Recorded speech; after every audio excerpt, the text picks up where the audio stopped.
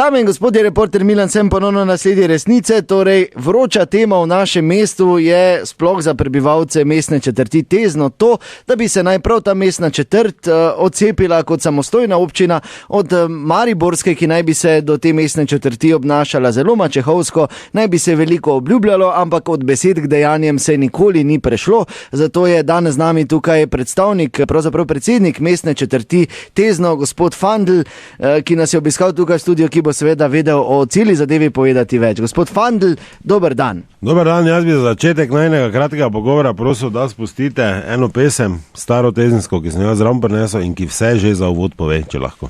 No pa prisluhnimo. Včeraj sem na Teznu bil, na drugi strani mesta. Pri tamu sem se ga napil, mi ozka bila je cesta. Pri tamu sem se ga napil, mi ozka bila je cesta.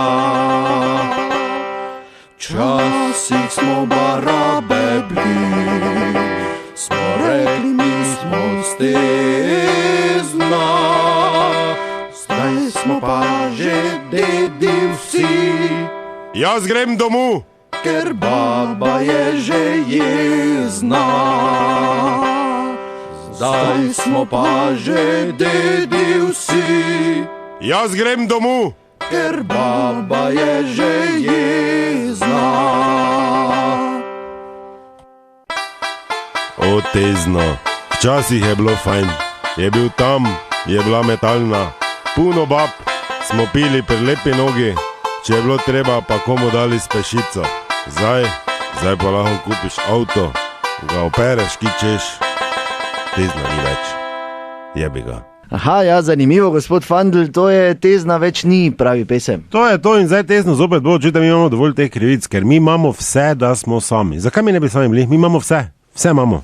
Hamburgere, loto, apoteke tudi, če so potrebne, zdravnika, bencinske pumpe, čuj, ki boste vi tankali z Maribora. Mi imamo skoraj vse pumpe tam, vse prodajalce avtomobilov, kaj boste vi vozili, bicikle, tako je, ker vi boste zdaj za nami, oziroma pač govorim vi, ker vas štejem kot Mariborčana, mi imamo zdaj Tezno za sebe, res. Ja no, gospod Fandl, to zdaj ni kar tak, zdaj pa bomo mi občina, to so verjetno organizacijske procedure, to so... Ja, čujte, nič organizacijskih, mi table nabijemo, tudi računamo, da bi leta 2012 neka duty free cona postali, da imeli benzin bolj poceni, ker imamo toliko pump, samo prvo leto bi to bilo samo za Tezenčane, ne, bomo jim dali take kartice delati, da se ve, da ne bo trte mrte, naj imajo naši tu občani, kaj rečem, ugodnosti, župana že imamo, če to mislite organizacijsko? Ja, imate, okej.